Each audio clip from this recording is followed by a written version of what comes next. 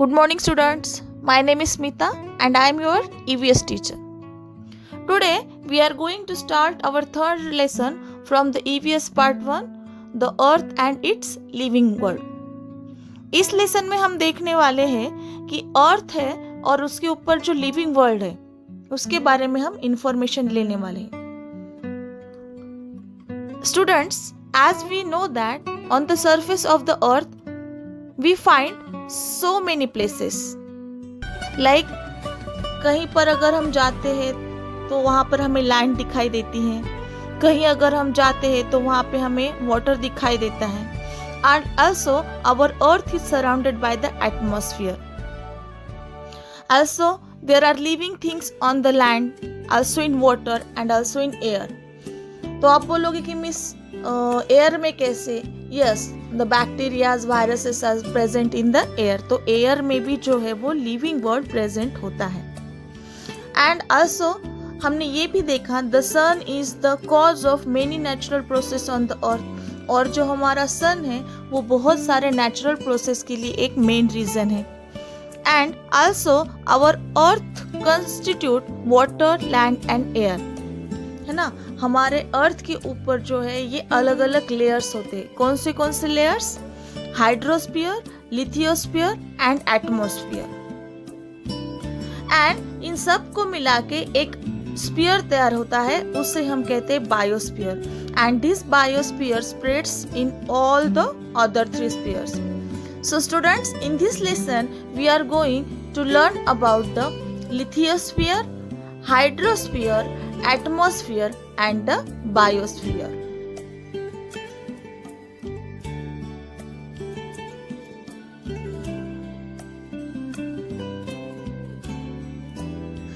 Now moving towards the first point of this lesson, lithosphere. Now what is mean by lithosphere? Lithio का meaning होता है rock. So our earth crust is hard and it is mainly made of rock. हमारे अर्थ का जो crust होता है, okay, that is made up of rock. देखो, whenever you travel, आप कभी ट्रैवल करते हो तो आप जो है वो बहुत सारे लेयर्स देखते हो जमीन के ऊपर. किसके? सॉइल के या फिर रॉक के, या फिर कहीं आपको ग्रासी लैंड दिखाई देता है, कहीं आप जाओगे तो वहां पर आपको क्रॉप्स दिखाई देंगे.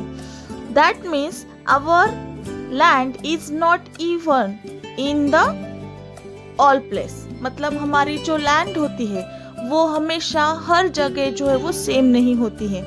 It is made up of unevenness. है ना, ये जो है वो पूरा unevenness से जो है वो तैयार हुई होती है. जैसे कि अगर आप कहीं पर जाते हो तो वहाँ पे आपको कहीं माउंटेन दिखाई देंगे, वहाँ पे कहीं ऑफ क्लिफ्स ऑफ रॉक आपको दिखाई देगा. Okay, some places are covered with the plateau region, some places are covered with the hilly region. We can see the hillocks, we can see the plain regions and seashore regions. That means it all consists in the lithosphere. Also हम ये भी कह सकते हैं that lithosphere extends under water also. Water के अंदर भी जो है lithosphere spread हुआ है, मतलब ये जो रॉक से बना हुआ है. Okay, as we know that about a third of surface of the earth consists of land. हमारे अर्थ का जो है near about third जो जगह है, about a third of the surface is covered by the land. So ये जो land है ये mostly किससे बनी हुई है? It is made up of the continent. A vast continuous stretch of land is called continent.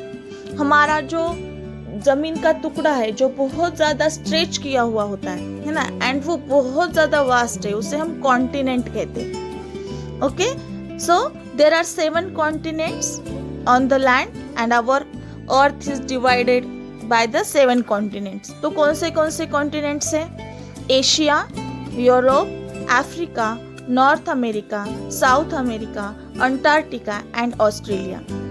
Okay, इसमें से अगर हम देखते हैं तो Asia is the largest continent and Australia is the smallest continent. जैसे कि मैंने आपको कहा है ना, the land is not even in all places. कहीं पे भी आपको लैंड जो है वो इवन नहीं दिखाई देगी. So the unevenness gives the different shapes to the land in different places. तो इसी unevenness की वजह से ये हर एक जगह को एक अलग सा शेप देती है and these shapes are called as the landforms. और इसी को हम जमीन की अलग अलग जो है वो फॉर्म में देख सकते हैं. Okay, so we can see landforms in the form of plain, hill, mountains, hillocks and etc. ऐसे बहुत सारे एग्जाम्पल्स जो है हम इसके देख सकते हैं. Now moving towards the hydrosphere. Students, जैसे कि मैंने अभी कहा कि ये जो लिथियोस्फीयर होता है ये जो है क्या होता है, पानी से भी भरा हुआ हो सकता है. मतलब पानी कहाँ होता है, ऑब्वियसली जमीन के ऊपर, कभी कभी जमीन के नीचे भी होता है. That means our hydrosphere consist of water and it is spread on the lithosphere. मतलब ये पानी जो है वो पूरा अर्थ के ऊपर जो है वो स्प्रेड हुआ है. About the 2/3 of the earth surface is covered of by the water. हमारे अर्थ का नियर अबाउट जो है ना, आधे से भी ज्यादा हिस्सा पानी से कवर्ड है. बट इसमें से बहुत सा पानी, most of the water is in the oceans. बहुत सारा पानी जो है वो ओशियंस के अंदर है. And we all know that ocean water is salty. और समुद्र का पानी जो है वो खारा होता है, ये भी हम सब जानते हैं. So there are 5 oceans. कौन से namely Atlantic, Pacific, Arctic, southern ocean and the Indian ocean. Okay, ये जो है वो हमारे 5 जो है ओशियंस है. और ये जो लैंड होती है, the land along the margins of an ocean is called the coastal regions. और इन ओशियन को लगकर जो कुछ जमीन होती है उसे हम कोस्टल रीजन कहते हैं. फिर कोस्टल रीजन की वजह से क्या क्या तैयार होता है, the coastal region form sea, bay, strait, gulf, creek etcetera. Okay, ये जो वाटर बॉडीज है ये किसकी वजह से तैयार होती है, कोस्टल रीजन की वजह से. अभी हम देखेंगे कि ऐसे कुछ पानी के फॉर्म्स होते हैं जो कि ओशियंस के बगैर है. मतलब यहाँ का पानी फ्रेश होता है जिसे हम पी सकते हैं. There are many streams of water flowing on the land. ऐसा बहुत सा पानी होता है जो जमीन के ऊपर हमें बहते हुए दिखाई देता है. This water is not salty. ये वाटर सॉल्टी नहीं होता बट इट इज फ्रेश. ये बहुत ज्यादा फ्रेश होता है. Okay, these streams of water may be in the form of rills, brooks, streams, rivers. है ना. तो अगर हम कह सकते हैं तो रील क्या होती है, इट स्मॉलेस्ट फॉर्म है किसका, रिवर का. और रील का बिगेस्ट फॉर्म क्या आएगा फिर, रिवर. इसके अलावा बहुत सारा पानी जो है हमें अलग अलग जो है वो वाटर बॉडीज में दिखाई देता है. जैसे कि लेक, सबसे पहले हम देखेंगे उसमें lake. A water body formed by water collecting naturally in a low lying area that is called a lake. किसी भी लो लेइंग एरिया में अगर कहीं पानी जमा होता है तो उसे हम कहते हैं लेक. बाद में water in the form of ice. जैसे कि अभी हमने देखा अंटार्कटिका जैसे जो कॉन्टिनेंट है जहाँ पे सिर्फ और सिर्फ आइस होती है. Okay, that freeze and make the clouds and it come in the form of snow. है ना, जब क्लाउड्स फ्रीज होते हैं तो वो स्नो के इससे नीचे आते हैं. And they pile up on the ground. और पानी की जमीन के ऊपर वो पाइल अप होते हैं. एंड एक के ऊपर एक ऐसे लेयर्स जमा होकर जो है उसका एक एनॉर्मस, एक ह्यूज साइज का जो है वो क्या तैयार होता है, मास तैयार होता है. और उसे ही हम ग्लेशियर कहते हैं. The huge mass of slips that slope down at a very slow speed, this is called the glacier, जिसे हम हिम नदी या फिर बर्फ की नदी भी कहते हैं.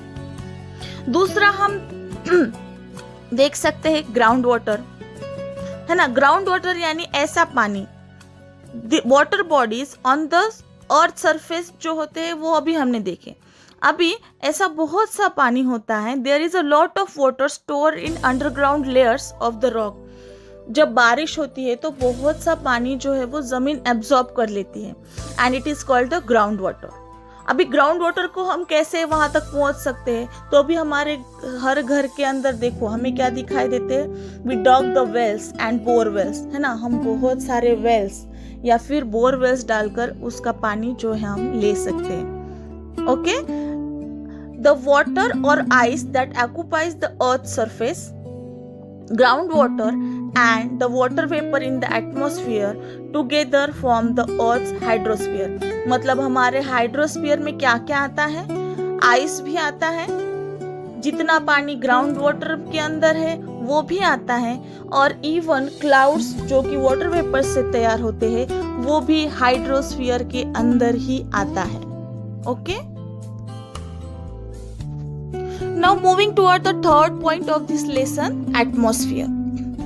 अभी तक हमने लिथियोस्फीयर और हाइड्रोस्फीयर के बारे में जानकारी ली है। Now what is mean by atmosphere? The envelope of air around the earth is called atmosphere. मतलब हमारे अर्थ के बाजू में जो एयर का एक एनवेलप है ना, एनवेलप मतलब क्या, आवरण है, उसे हम एटमॉस्फेयर कहते हैं या फिर उसे हम वातावरण कहते हैं। जैसे जैसे हम अर्थ की सरफेस से ऊपर जाते हैं, okay, as we go higher from the surface of the earth, the air in the atmosphere becomes rare, है ना। तो जैसे जैसे ऊपर हम जाने लगते हैं तो वहाँ का जो एटमॉस्फेयर है वो चेंज होने लगता है। जैसे कि हमें मालूम है the air is consist of, है ना, हमारी एयर क्या क्या कंसिस्ट करती है, अ मिक्सचर ऑफ गैसेस। कौन से गैसेस होते हैं फिर? Namely nitrogen, oxygen, water vapour, carbon dioxide, okay, and दूसरे गैसेस भी अवेलेबल होते हैं but in the small quantities. Okay, now moving towards the layers of the atmosphere. अभी हम देखेंगे कि इस एटमॉस्फेयर में कौन से लेयर्स होते हैं। मोस्टली अगर देखा जाए, our atmosphere consist of troposphere, stratosphere, mesosphere, ionosphere and exosphere. ये 5 जो है हम लेयर्स जो है हमारे एटमॉस्फेयर में देख सकते हैं। ओके, तो सबसे पहले हम देखेंगे troposphere. The layer that extends from the earth's surface to the height about 13 kilometre is called the troposphere। मतलब अर्थ का जो सरफेस है ना, मतलब जो हमारा एटमॉस्फेयर है उससे 13 किलोमीटर तक जो लेयर होता है उसे हम ट्रोपोस्फियर कहते हैं। This condition in the troposphere changes continuously. They affect the living world to the great extent। और इसका जो है हमारे लिविंग वर्ल्ड के ऊपर बहुत ज्यादा फर्क भी गिरता है। ओके, जैसे जैसे हम ट्रोपोस्फियर तक जाएंगे, the surface of the earth gets heated due to the heat it receives from the sun. Hence, the air nearest the surface is the hottest। मतलब ट्रोपोस्फियर से जैसे जैसे हम हायर जाएंगे, ऊपर जाएंगे, वहां की हवा जो है फिर कैसी होती चली जाएगी, कूल होती चली जाएगी। फिर almost all the water vapour in the atmosphere content in the troposphere. मतलब जो कुछ क्लाउड्स होते हैं, है ना, वाटर वेपर से क्या तैयार होता है, क्लाउड्स तैयार होता है। तो ये क्लाउड्स जो है वो सारे के सारे फिर हमें कहाँ नजर आएंगे, ट्रोपोस्फियर में। That is why all weather related phenomena such as formation of clouds, rain, fog, wind, storms take place in the troposphere। इसीलिए ये सारी जो कुछ चीजें हैं वो कहाँ पर take place होंगी, ट्रोपोस्फियर में।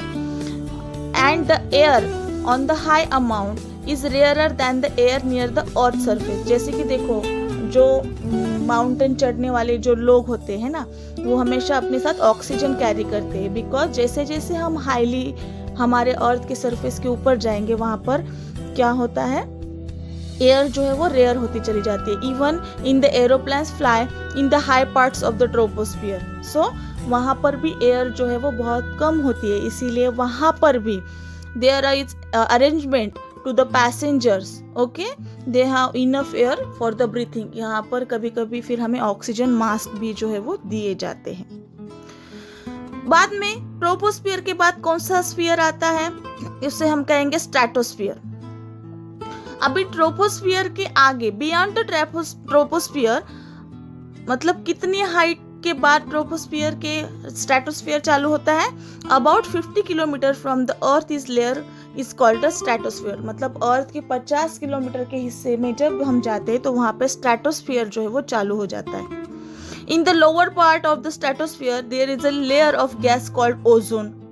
स्ट्रेटोस्फियर चालू होने से पहले ही, मतलब ट्रोपोस्फियर और स्ट्रेटोस्फियर के बीच में एक ओजोन लेयर होता है। ओके, वो जो है वो एक गैस है।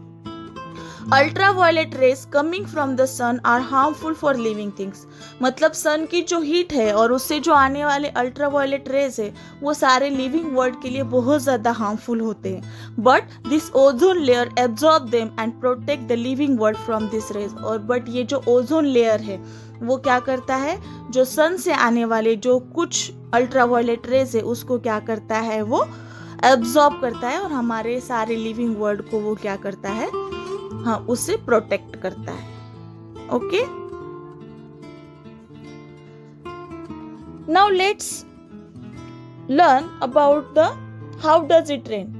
अभी हमने एटमॉस्फेयर के लेयर्स के बारे में इंफॉर्मेशन दी है. उसमें मेनली हमने ट्रोपोस्फियर और स्ट्रेटोस्फियर के बारे में इंफॉर्मेशन ली है. मेसोस्फियर, आयनोस्फियर और एक्सोस्फियर जो है वो आपको जब आप हायर स्टैंडर्ड में जाओगे तब उसके बारे में हम जानकारी लेंगे. अभी ये जो वाटर साइकिल होता है उसके बारे में हमें इंफॉर्मेशन लेनी है. Students, as we know that our earth consist of a lot of water. हमारे अर्थ के ऊपर बहुत ज्यादा पानी है एंड सन की हीट की वजह से ये पानी कंटिन्यूअसली क्या होते रहता है, इवेपोरेट होते रहता है.